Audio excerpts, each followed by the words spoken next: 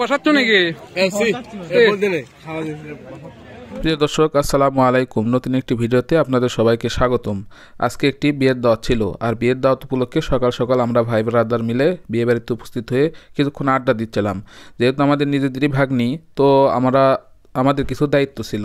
বিয়ের মেহমানদারিটা আমাদেরই করাতে হবে। আমরা সাধারণত মেহমানদারি নিজেরাই করাই। আমরা মনে করি নিজেদের মেহমানদেরকে আমরা নিজেরাই খাওয়াবো, এতেই বেশি সম্মানের। সেই জন্য আমরা বাইরে থেকে খাওয়ানোর জন্য কোনো লোক আনি না। তো বিয়ের খাওয়ানোর জন্য সব কিছু রেডি করে নেওয়া হচ্ছে। তো সবাই ছেলেপেলেও রেডি হচ্ছে, মেহমানদারি সবাইকে করাতে হবে। তো মেহমানদারি করানোর পর যখন মেহমানদারি একদম শেষ হয়ে গেছে, সবাইকে খাওয়ানো শেষ, তখন সর্বশেষ আমরা সবাই মিলে খাইতে বসছি।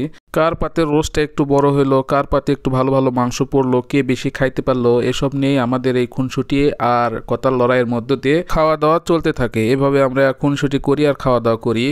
আসলে এই দিনগুলো একটা সময় স্মৃতি হয়ে ভাসবে আমাদের সামনে।